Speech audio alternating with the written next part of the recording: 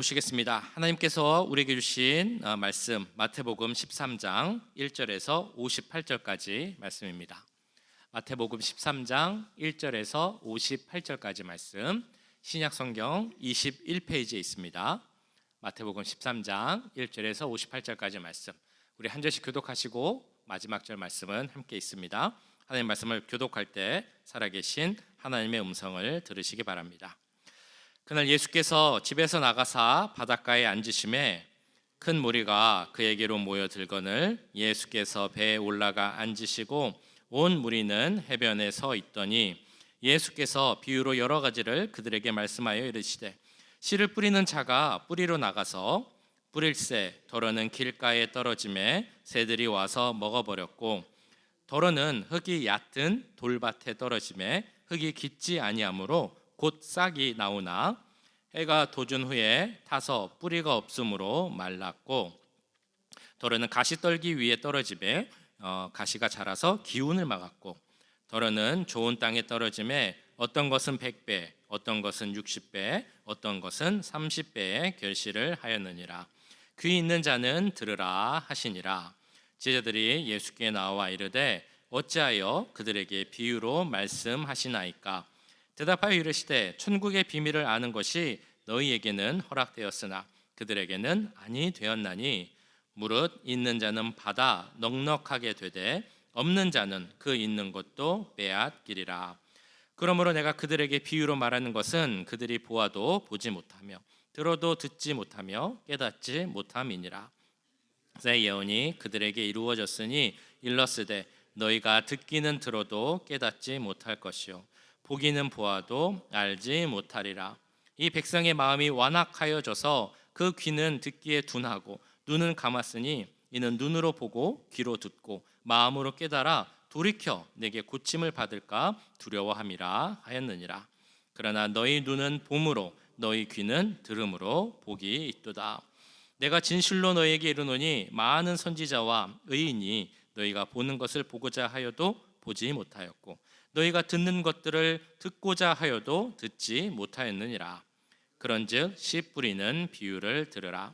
아무나 천국 말씀을 듣고 깨닫지 못할 때는 악한 자가 와서 그 마음에 뿌려진 것을 빼앗나니 이는 곧 길가에 뿌려진 자요 돌밭에 뿌려졌다는 것은 말씀을 듣고 즉시 기쁨으로 받되 그 속에 뿌리가 없어 잠시 견디다가 말씀으로 말미암아 환난이나 박해가 일어날 때에는 곧 넘어지는 자요 가시떨기에 뿌려졌다는 것은 말씀을 들으나 세상의 염려와 재물의 유혹에 말씀이 막혀 결실하지 못하는 자요 좋은 땅에 뿌려졌다는 것은 말씀을 듣고 깨닫는 자니 결실하여 어떤 것은 100배 어떤 것은 60배 어떤 것은 30배가 되느니라 하시더라.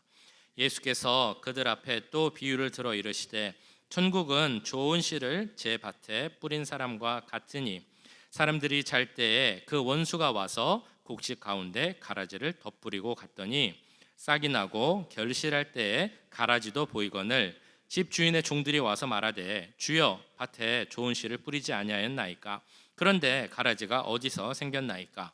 주인이 이르되 원수가 이렇게 하였구나. 종들이 말하되 그러면 우리가 가서 이것을 뽑기를 원하시나이까? 주인이 이르되 가만두라. 가라지를 뽑다가 곡식까지 뽑을까 염려하노라. 둘 다 추수 때까지 함께 자라게 두라. 추수 때에 내가 추수꾼들에게 말하기를 가라지는 먼저 거두어 불사르게 단으로 묶고 곡식은 모아 내 곡간에 넣으라 하리라. 또 비유를 들어 이르시되 천국은 마치 사람이 자기 밭에 갖다 심은 겨자씨 한 알 같으니 이는 모든 씨보다 작은 것이로되 자란 후에는 풀보다 커서 나무가 되매 공중의 새들이 와서 그 가지에 깃들이느니라. 또 비유로 말씀하시되 천국은 마치 여자가 가루 서말 속에 갖다 넣어 전부 부풀게 한 누룩과 같으니라. 예수께서 이 모든 것을 무리에게 비유로 말씀하시고 비유가 아니면 아무것도 말씀하지 아니하셨으니 이는 선지자를 통하여 말씀하신 바 내가 입을 열어 비유로 말하고 창세부터 감추인 것들을 드러내리라 함을 이루려 하심이라. 이에 예수께서 무리를 떠나사 집에 들어가시니 제자들이 나와 이르되 밭의 가라지의 비유를 우리에게 설명하여 주소서. 대답하여 이르시되 좋은 씨를 뿌리는 이는 인자요 밭은 세상이요 좋은 씨는 천국의 아들들이요 가라지는 악한 자의 아들들이요 가라지를 뿌린 원수는 마귀요 추수 때는 세상 끝이요 추수꾼은 천사들이니 그런즉 가라지를 거두어 불에 사르는 것 같이 세상 끝에도 그러하리라. 인자가 그 천사들을 보내리니 그들이 그 나라에서 모든 넘어지게 하는 것과 또 불법을 행하는 자들을 거두어내어 풀무불에 던져 넣으리니 거기서 울며 이를 갈게 되리라. 그때에 의인들은 자기 아버지 나라에서 해와 같이 빛나리라. 귀 있는 자는 들으라. 천국은 마치 감추인 보화와 같으니 사람이 이를 발견한 후 숨겨두고 기뻐하며 돌아가서 자기의 소유를 다 팔아 그 밭을 사느니라. 또 천국은 마치 좋은 진주를 구하는 장사와 같으니 극히 값진 진주 하나를 발견하며 가서 자기의 소유를 다 팔아 그 진주를 사느니라. 또 천국은 마치 바다에 치고 각종 물고기를 모는 그물과 같으니 그물에 가득함에 물가로 끌어내고 앉아서 좋은 것은 그릇에 담고 못된 것은 내버리느니라. 세상 끝에도 이러하니라. 천사들이 와서 의인 중에서 악인을 갈라내어 풀무불에 던져 넣으리니 거기서 울며 이를 갈리라. 이 모든 것을 깨달았느냐 하시되 대답하되 그러하오이다. 예수께서 이르시되 그러므로 천국의 제자된 서기관마다 마치 새 것을 옛 것을 그 곳간에서 내오는 집주인과 같으니라. 예수께서 이 모든 비유를 마치신 후에 그곳을 떠나서 고향으로 돌아가사 그들의 회당에서 가르치시니 그들이 놀라 이르되 이 사람의 이 지혜와 이런 능력이 어디서 났느냐. 이는 그 목수의 아들이 아니냐. 그의 어머니는 마리아, 그 형제들은 야고보, 요셉, 시몬, 유다라 하지 않느냐. 그 누이들은 다 우리와 함께 있지 아니하냐. 그런즉 이 사람의 이 모든 것이 어디서 났느냐 하고 예수를 배척한지라. 예수께서 그들에게 말씀하시되 선지자가 자기 고향과 자기 집 외에서는 존경을 받지 않음이 없느니라 하시고 그들이 믿지 않음으로 말미암아 거기서 많은 능력을 행하지 아니하시니라. 아멘. 네, 오늘 긴 본문인데 읽느라고 수고 많으셨습니다. 자, 오늘 마태복음 13장 같이 이렇게 긴 본문을 읽으면 여기서 어떻게 우리가 어떤 말씀으로 어떤 주제로 묵상을 할까? 이 말씀 중에서도 긴 본문 중에서도 특별히 나에게 다가오는 것이 어떤 것일까? 어떤 인물, 어떤 구절, 어떤 내용, 무엇이 나에게 어떤 말씀을 통해서 하나님께서 나에게 말씀하실까? 이런 것을 찾는 것이 쉽지 않은 것처럼 생각될 수도 있습니다.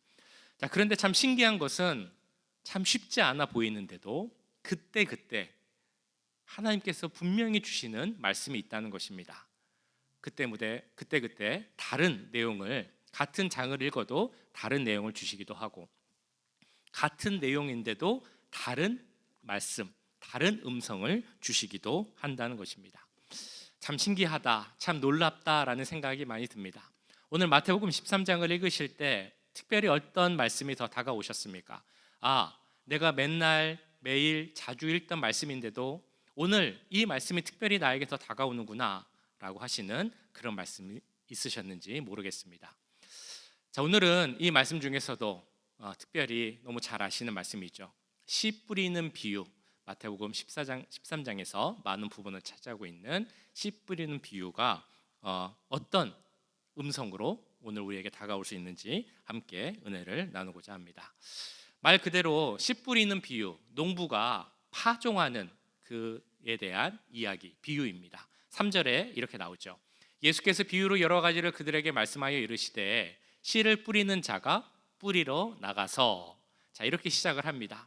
농부가 씨를 뿌리는 겁니다. 그래서 씨를 뿌리는데 그 씨가 어떤 씨앗은 길가에 뿌려지기도 하고 어떤 씨앗은 돌밭에 뿌려지기도 합니다. 어떤 씨는 가시 넝쿨이 있는 그곳에 뿌려지기도 하고 또 어떤 씨는 좋은 밭에 뿌려지기도 한다라는 그 비유의 말씀입니다. 너무 잘 아시는 말씀이죠. 씨 뿌리는 농부의 비유. 저도 이 본문으로 설교한 게 벌써 몇 번이 될 정도로 너무나 잘 알려지고 유명한 그런 본문입니다. 자, 그런데 잘 알려진 본문인데 이 말씀을 읽으시면 혹시 이런 의문이 생기지 않으십니까? 어떤 거냐면 어, 왜 농부는 씨를 좋은 곳에 잘 뿌려야 되는데 여기 나오는 농부는 씨를 막 여기저기 뿌릴까? 그런 생각을 혹시 해보셨습니까? 우리가 농사에 조금이라도 지식이 있는 사람이라면, 아니 뭐 꼭 농사 잘 몰라도, 저 같아도 사실 농사 잘 모르지만 그래도 조금이라도 이제 이런저런 생각을 하는 사람이라면 이 모습이 참 이상하다라는 생각이 듭니다. 농부에게 씨가 얼마나 중요합니까? 아마 하나하나 정성껏 씨를 뿌릴 겁니다. 그 농작물에 따라서 이렇게 흩뿌리는, 그렇게 해야 하는 농작물이 있다고도 들었습니다만, 농부의 마음은 그 씨앗 하나하나가 잘 뿌려져서 좋은 열매를 맺기를 아마 마음 가득 원할 것입니다. 제가 우연히 영상을 하나 봤더니 요새는 그런 농기구가 있다고 합니다.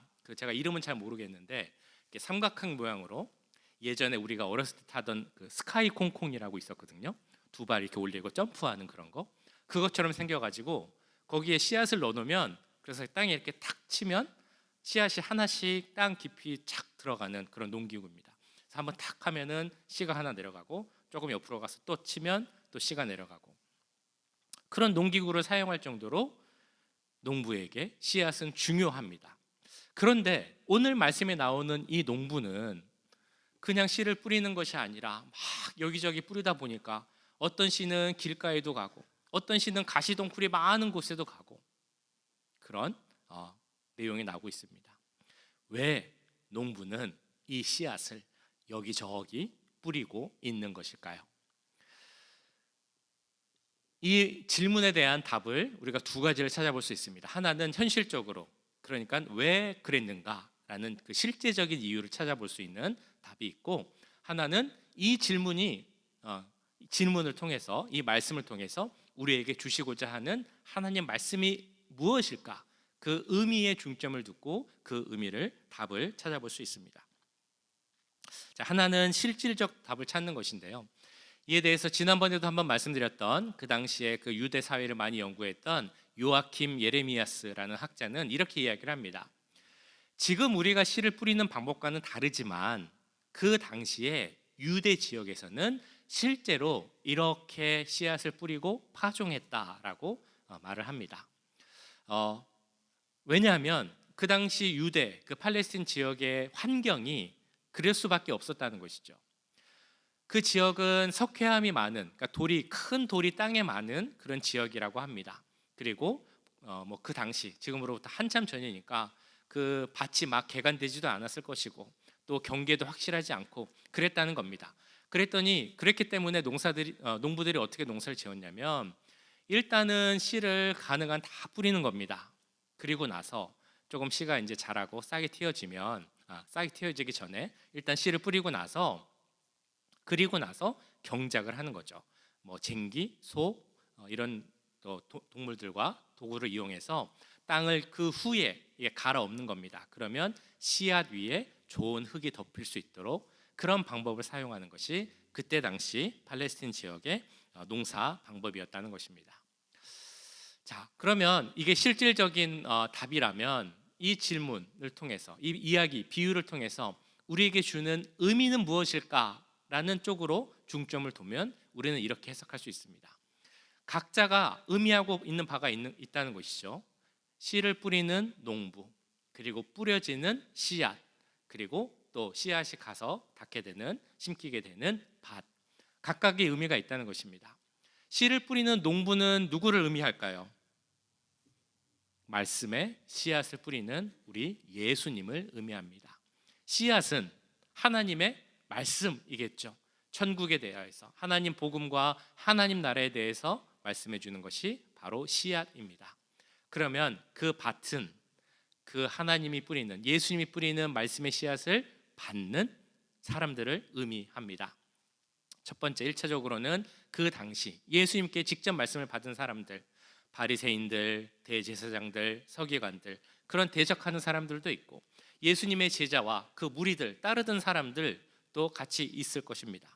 더 나아가서는 지금 주님의 말씀을 듣는 우리들도 이 밭으로 비유되는 그 의미를 나타내고 있는 사람들이라고 할 수 있을 것입니다.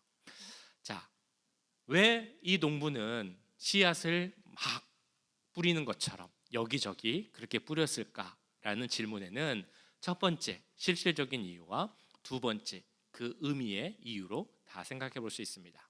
이것을 종합해서 그 질문에 대한 답을 찾기 위해서 계속 생각해 보면 우리 마음속에 느껴지는 것이 하나 있습니다.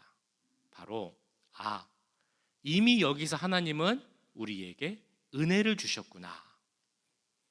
이 씨 뿌리는 비유 자체, 특별히 이 농부가 여기저기 좋은 밭만 아니라 여기저기 씨를 뿌리는 것만으로도 우리는 은혜를 알 수 있어야 한다는 것입니다. 왜 그게 은혜입니까?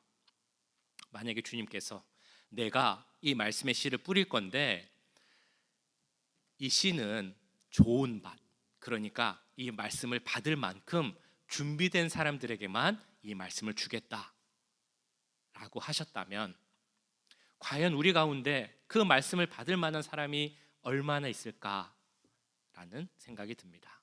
물론 정말 잘 믿고 은혜 많이 받으셔서 그렇게 준비된 좋은 밭도 있으실 겁니다. 그러나 저부터 생각을 해봐도 내가 정말 주님의 말씀을 받을 만큼 준비된 좋은 밭일까라고 생각을 해보면 그렇지 않다라는 것을 알게 되죠. 아마 주 앞에 당당히 서서 내가 말씀을 받을 만한 좋은 밭입니다 라고 말할 수 있는 사람은 많지 않을 것입니다. 그렇게 생각을 해본다면 하나님의 말씀이 좋은 밭에만 뿌려지는 것이 아니라 길가에도 뿌려지고 돌밭에도 뿌려지고 가시농쿨이 많은 곳에도 뿌려진다는 그 말씀 자체가 나에게도 나같이 이렇게 부족하고 죄인인 우리에게도 하나님께서 말씀을 주시는구나, 그것이 얼마나 감사한 은혜인가 라는 것을 생각할 수 있다는 것입니다. 이 씨 뿌리는 비유, 이 조금은 이상한 농부의 모습을 통해서 우리에게 주시는 하나님의 은혜가 느껴지십니까? 그 은혜 먼저 잘 체험하는 우리가 되길 간절히 소원합니다. 자, 그러면 이 각각 예수님 비유로 말씀하신 길가, 그리고 돌밭, 그리고 가시농쿨이 많은 밭, 그것은 무엇을 의미하는지 함께 보도록 하겠습니다. 자, 먼저 길가는 4절 그리고 19절에 나오죠. 제가 한번 읽어보겠습니다. 뿌릴새 덜어는 길가에 떨어짐에 새들이 와서 먹어버렸고, 그리고 19절, 아무나 천국 말씀을 듣고 깨닫지 못할 때는 악한 자가 와서 그 마음에 뿌려진 것을 빼앗나니 이는 곧 길가에 뿌려진 자요.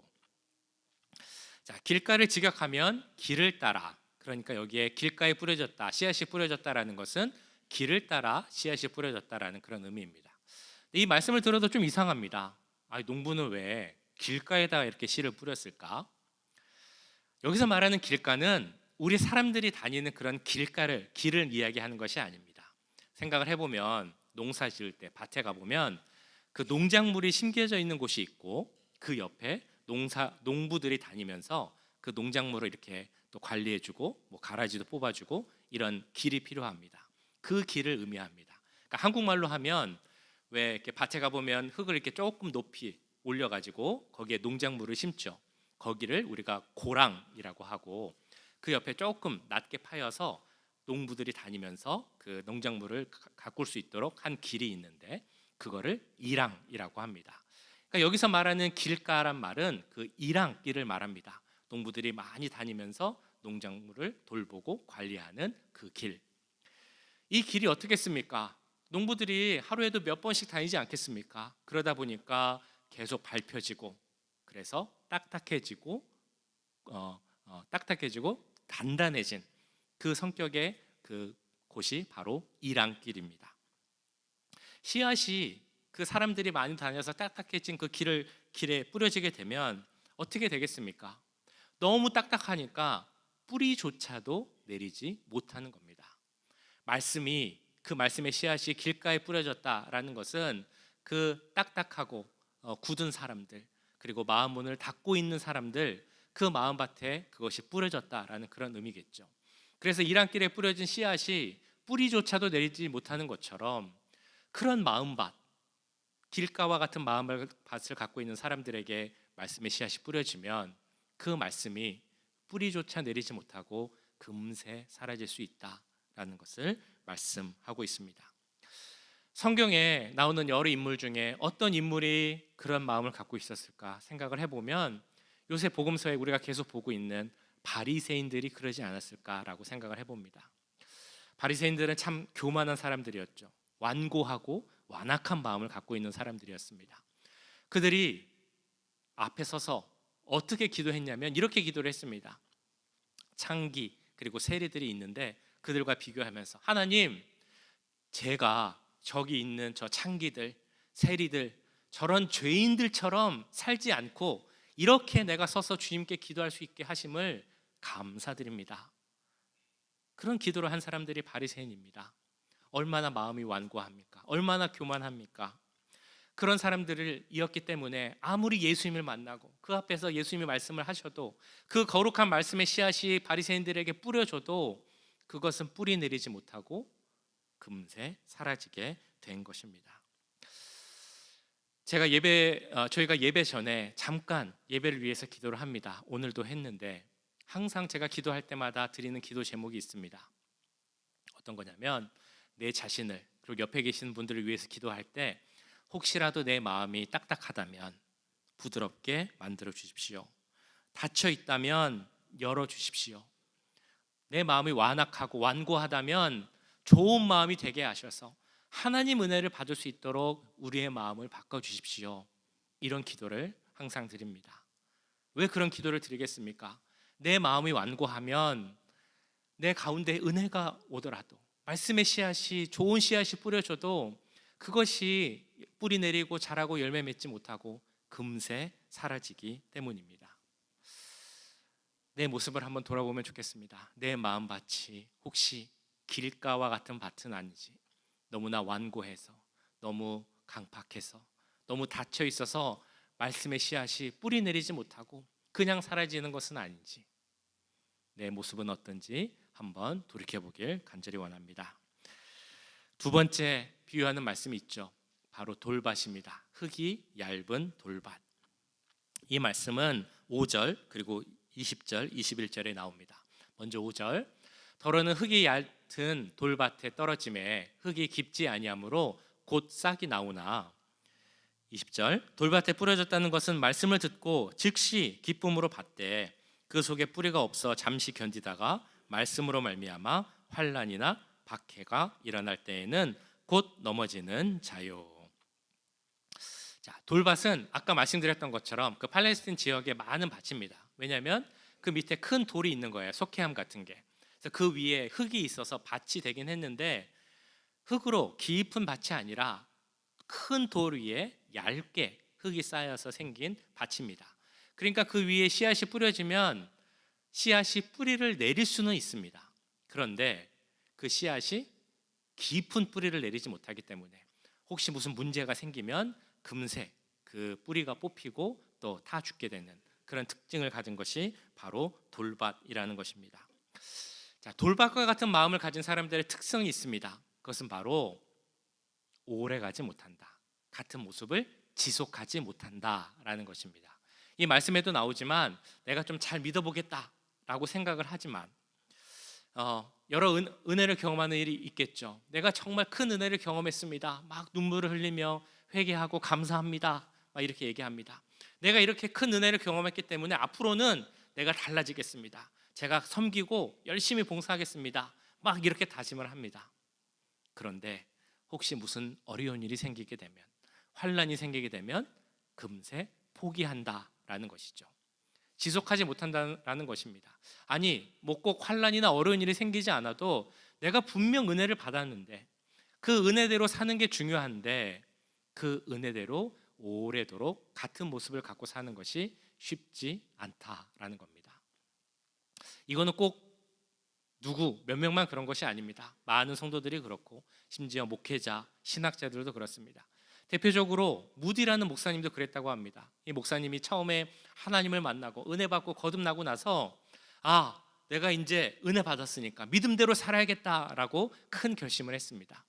그런데 실제 자기의 모습을 보니까 그러한 결심이 한 달이 채 못 가는 것을 보게 됩니다. 그래서 다시 이렇게 생각을 했죠. 내가 이제 기도원에 가서 열심히 기도하고 은혜 받아야겠다. 우리 한국 사람들이 이야기하는 것이 있습니다. 한번 마음 먹으면 기도할 때 어떻게 기도해야 된다고 그러죠? 나무 뿌리가 뽑힐 정도로 기도해야 된다라고 말을 합니다. 이 무디 목사님도 그렇게 했는지 모르겠습니다. 기도원에 가서 열심히 기도를 했답니다. 그리고 신령한 체험을 하고 은혜를 많이 받았습니다. 속으로 생각을 했습니다. 내가 이렇게 큰 은혜를 받았으니까 이제는 내가 정말 은혜 가운데 살 수 있겠다. 근데 막상 기도원에서 내려와서 보니까 그 은혜가 채 한 달이 가지 못했다라는 겁니다. 또 생각을 했습니다. 나 혼자 기도해서 그런가 보다. 조금 더 유명한 목사님한테 가서 은혜를 받으면 달라질 것이다. 그래서 유명한 강사, 유명한 부흥회 막 쫓아다녔다고 합니다. 그리고 실제로 부흥회 다니면서 정말 큰 은혜를 또 체험을 했습니다. 그래, 내가 이렇게 부흥회 열심히 다니고 유명한 강사님 통해서 목사님 통해서 은혜 받았으니까 이제는 내가 정말 달라지겠지. 얼마나 갔을까요? 한 주, 두 주 채 가지 못하는 자신의 모습을 다시 보게 되었습니다. 그래서 이렇게 이야기를 했다고 합니다. 나는 정말 화인 맞은 양심을 가진 사람이야. 화인은 그 불도장이라고 하죠. 그래서 불도장에 찍히게 되니까 죄에 대해서 무감각해지는, 그러니까 죄를 계속 짓게 되는 그런 모습이라는 겁니다. 그러면서 또 이렇게 이야기를 했다고 합니다. 그 마태복음 13장에 나오는 말씀의 씨가 뿌려져도 자라지 못하는 그 마음밭이 내 마음속에 있구나, 그런 고백을 했다는 합니다. 우리들도 그러지 않습니까? 우리는 분명 은혜를 받았는데, 은혜를 다 체험했는데, 은혜대로 믿음 지키면서 살아야지 결심하는데 그것을 지속하는 것이 왜 이렇게 어렵습니까? 좀 잘해보자라고 정말 더 결심했는데 고난이 오거나 환난이 오면 그것을 지키지 못하고 또 변하는 우리의 모습을, 나의 모습을 보게 됩니다. 작은 바람에도 믿음을 지키지 못하고 흔들리는 나의 모습이 나에게도 있지 않습니까? 내가 혹시 그런 모습이 있지 않은지 한 번 더 생각해 보길 원합니다. 자, 세 번째로 말씀하는 것은 그 가시 떨기에 있는 그런 씨앗입니다. 이 말씀은 7절과 22절에 이렇게 나옵니다. 7절, 더러는 가시 떨기 위에 떨어짐에 가시가 자라서 기운을 막았고, 22절, 가시 떨기에 뿌려졌다는 것은 말씀을 들으나 세상의 염려와 재물의 유혹에 말씀이 막혀 결실하지 못하는 것이요. 자, 실절에 가시 떨기 위에 뿌려진 씨앗은 그 가시가 기운을 막는다라고 합니다. 그러니까 호흡하지 못하도록, 자라지 못하도록 방해한다라는 그런 의미겠죠. 밭은 괜찮습니다. 뿌리도 내릴 수 있고 싹도 틔울 수 있고 자랄 수 있는데 그 밖에서 자라지 못하도록 방해하게 되는 문제가 많은 그런 밭입니다. 그것이 어떤 것들이냐? 22절을 보면 예수님께서 두 가지가 있다라고 말씀하시죠. 세상의 염려, 그리고 재물의 유혹. 염려, 우리는 우리에게 있는 모든 것을 하나님께 맡기면 염려할 것이 없는데 내 스스로 굳이 내가 짐을 지겠다, 문제를 해결해 보겠다라고 하니까 생기는 것이 바로 염려입니다. 이 세상 살아갈 때 돈이 필요하지만 주님보다 돈을 더 사랑하고 주님보다 돈을 더 가치 있는 것으로 놓으면 그 사람은 재물의 유혹을 이기지 못하고 그래서 믿음이 자라지 못하는 그런 사람이다라고 예수님은 말씀을 합니다. 이런 것들이 또 그 외에 또 많은 것들이 우리 마음밭이 말씀의 씨앗을 받을 때 그것을 자라게 하고 우리 믿음을 자라지 못하게 방해하고 있다라고 말하고 있습니다. 나에게 있어서 특히 나의 믿음의 성장을 방해하는 것은 무엇이 있습니까? 나에게 있어서 가시떨기와 같은 것은 무엇이 있습니까? 오늘 나온 염려도 있고 재물의 유혹도 있을 수 있고 혹은 각자 좀 다를 수 있겠죠. 여러 가지 욕심들, 종욕, 명예욕, 또 많은 것이 있을 수 있을 것입니다. 학자들이 연구를 해보니까 옛날에 그 바벨론 포로가 되기 전에 이스라엘에는 제단이 두 개가 있었다고 합니다. 하나는 물론 하나님께 드리는 제사를 드리는 제단입니다. 근데 다른 하나는 뭐냐면 우리가 우상이라고 말하는 바알신 혹은 맘몬신, 그런 신들에게 제사를 드리는 제단이 같이 있었습니다. 우리가 하나님을 믿는다, 하나님의 백성이다라고 이야기를 하면서도 한편으로는 세상적으로 잘 살 수 있는 그런 제사도 드렸다라는 것입니다. 두 제단, 우리로 말하면 두 마음이 있는 그런 모습입니다. 우리 마음속에 두 마음이 있다면 우리 마음속에 아무리 좋은 말씀의 씨앗이 뿌려진다 할지라도 그 두 마음으로 인하여서 그 씨앗은 자라지 못합니다. 방해를 받습니다. 혹시 내 마음속에도 두 마음이 있는 것은 아닌지, 큰 가시덩굴이 있는 것은 아닌지, 그래서 그 말씀이 자라고 믿음이 자라는 것을 방해하는 것은 아닌지 한번 생각해 보면 좋겠습니다. 오늘 말씀을 세 가지를 드렸습니다. 비유가 세 가지 나오죠. 길가, 돌밭, 그리고 가시덩굴이 있는 밭. 그 중에서 나는 어떤 유형이 더 가깝다라고 생각이 되십니까? 제가 생각을 해봤습니다. 나는 어떤 유형이 더 가까울까? 근데 참 그런 것이 안 좋은 것은 왜 이렇게 다 가지고 있는지 세 가지를 다 갖고 있는 것 같습니다. 돌밭도 있고 가시덩굴도 있고 길가같이 완고하고 딱딱한 마음도 있습니다. 주님은 분명 우리에게 좋은 밭이 되라, 그래서 100배의 열매를 맺으라 라고 말씀하시는데 나는 좋은 밭은커녕 이 세 가지를 다 갖고 있는 그런 마음밭입니다. 그래서 고민하고 묵상했습니다. 그러면 어떻게 좋은 밭이 돼야 될까? 하나님, 어떻게 하면 좋은 밭이 될 수 있습니까? 여기 보시는 제목에도 나오지만 이 제목 주제로 계속 생각을 했습니다. 자, 그러다 하나님께서 주신 그 생각이 있습니다. 마음이 어떤 것이었냐면 이것도 너무 좋은 질문이지만 이 질문을 바꿔야 된다. 어떻게 바꿔야 되냐면 어떻게 좋은 밭이 될 수 있을까? 이게 아니라 누가 내 마음을 좋은 밭으로 만들어 주실까? 누가 나의 모습을 좋은 밭으로 만들어 줄 수 있습니까? 이 질문에 대한 답을 찾기 위해서 아까 그 농사 짓는 팔레스틴 방법이 그렇게 생각났는지 모르겠습니다. 어떻게 농사 짓는다고 말씀드렸습니까? 일단 씨앗을 뿌린 다음에 그 다음에 거기를 경작해서 기경한다고 하죠. 갈아엎어서 그 흙을 바꾸고 씨앗을 덮어서 자라게 한다라는 방법을 사용했습니다. 우리도 그럴 수 있다는 것입니다. 하나님이신 농부가 우리 가운데 말씀의 씨앗을 뿌리고 나서 비록 우리가 아직 돌밭이고 길가고 그리고 가시덩굴이 많지만 하나님께서 우리 가운데 오시면 우리 마음밭을 완전히 갈아엎을 수 있다는 것입니다. 그러면 좋은 밭이 될 수 있습니다. 그러면 그 좋은 밭에서 그 말씀의 씨앗이 잘 자라서 열매를 맺고 30배, 60배, 100배의 결실을 맺게 된다는 것입니다. 주님께서 그렇게 하심을 믿을 수 있으십니까? 하나님께서 우리 가운데 오시면 농부가 되어주신다면 내 마음이 비록 좋은 밭이 아니라 할지라도 그 밭을 갈아주셔서 좋은 밭이 되게 하실 줄 믿습니다. 그럴 때 우리에게 그렇게 하기 위해서 필요한 것이 있습니다. 먼저는 내 마음이 아직도 좋지 못한 밭입니다. 길가와 같고 돌밭과 같고 가시가 많은 밭입니다 라고 고백을 먼저 해야 됩니다. 또한 그렇지만 내 마음이 바뀌게 될 줄 믿습니다. 이 마음을 바꿔주실 분은 우리 주님밖에 없습니다 라는 믿음의 고백, 기도를 또 해야 합니다. 또 필요한 것이 있습니다. 계속적으로 말씀의 씨앗이 우리 가운데, 우리 마음밭에 뿌려질 수 있도록 노력해야 한다라는 것입니다. 아까 말씀드렸던 그 무디 목사님 이야기, 이렇게 마무리가 됩니다. 그렇게 자신의 모습에 대해서 실망하고 어떻게 해야 되나 고민하던 목사님이 말씀을 보다가 어느 날은 이 로마서 10장 말씀을 보게 되었다고 합니다. 우리 같이 한번 읽어보실까요? 로마서 10장 17절 시작. 그러므로 믿음은 들음에서 나며 들음은 그리스도의 말씀으로 말미암았느니라.